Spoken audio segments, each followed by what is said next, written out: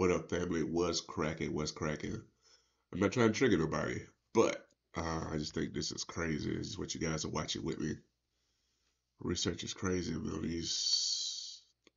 officers, the public. It's nuts. Just check this out. Check this out. Check this out. Get out of the car.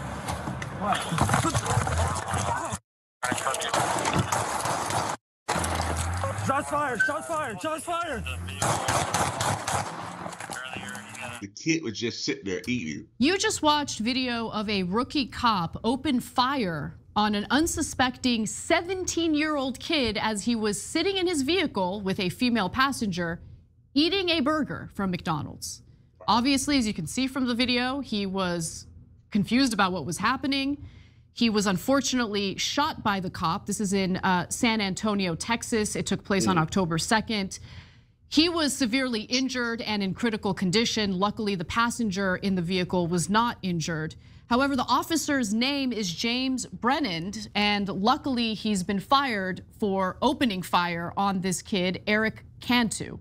Now, what happened? What led up to this? Well, in that moment, on that day, literally nothing. Again, this is a 17-year-old sitting in his car eating a burger, but the officer here was under the impression that Cantu was an individual who had successfully driven away and escaped him as he was trying to pull him over a day prior.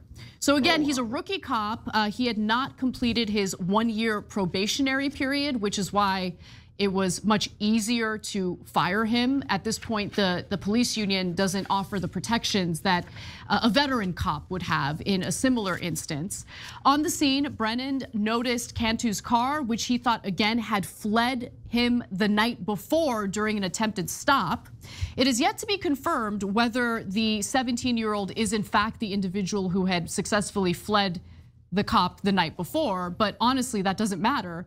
Again, you have a situation in which a rookie cop opens the door to the vehicle and starts firing as Cantu drives away because he's like, what is going on here? Right. Now, Brennan then fired one shot inside the car while the door was still open and then proceeded to fire 9 more times after the victim here closed the door to the vehicle and tried to drive away. William McManus, who is the San Antonio police chief, told the local news, and this is the kind of response I wish we would get from, all police chiefs when we see stories, clear examples of excessive force. He says, quote, "There's nothing I can say in defense of that officer's actions that night. I think what happened initially, there was some contact made, but that did not justify the shooting."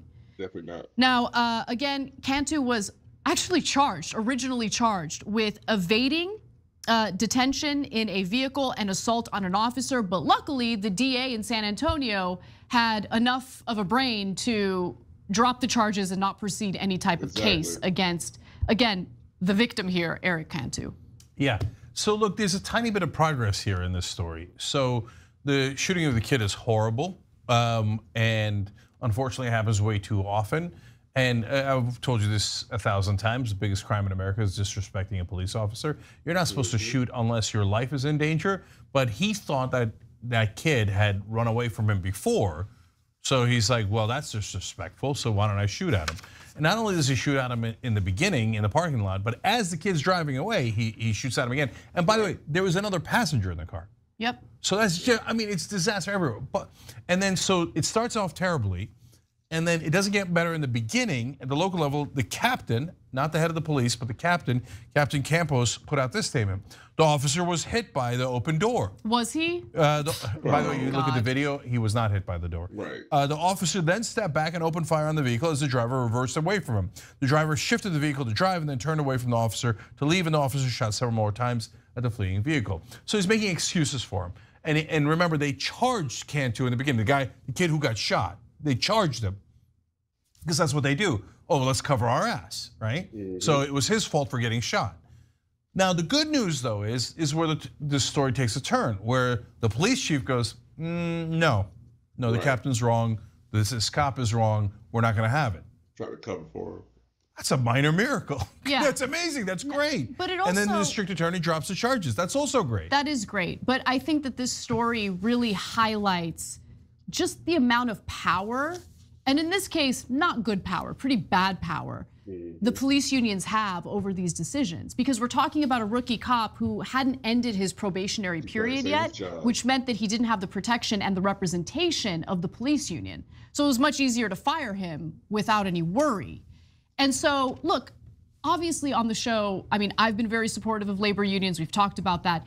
In the context of policing, though, it has been a toxic entity that provides cover for some of the worst instances of brutality that we've covered over, the several years that we've been doing this show, the many years we've been doing this show. And by the way, Eric Cantu is not in the clear. He is very much in critical condition.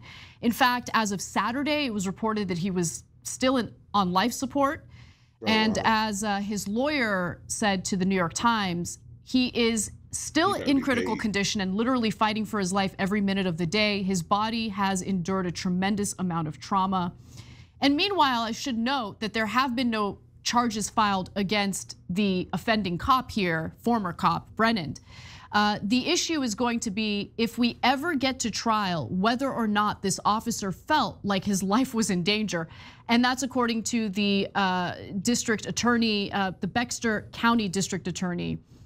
And I fail to see how his life was in danger when he's the one who went up to the car, opened the door. He's the one who was armed with a lethal weapon and proceeded to just shoot into the vehicle even as it was driving away. By the way, there were no questions asked. Right, so if you suspect that this might be the vehicle who evaded you trying to stop the individual the night before, maybe ask a few questions. There was none of that. There was none of that. That could happen to anyone. Just let that sink in for a second. Yeah, so one of our members on YouTube, Gen X Uncle Key, made a good point. He said, the guy, cop says shots fired, and then shoots 5 more times at a car that's already driving away.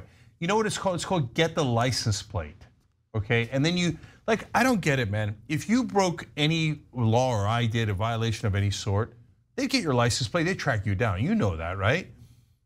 But this guy thinks like, oh, getting the license plate and tracking down a guy who ran away from me earlier, that's too much of a pain in the ass. Let me just kill him. So, bullets can go through brains. It doesn't match. And murder someone in the most gruesome way. He just takes this so lightly. It's unbelievable. Yeah, so the cop thought that maybe the car was stolen, that the license plate didn't match the vehicle, whatever, I don't care. You don't get to just open the driver's side door of whatever vehicle you please and then proceed to start shooting, no questions asked. Did it not occur to you that maybe it wasn't the right guy? Right? No, that's exactly what I'm trying to say. Yeah, no.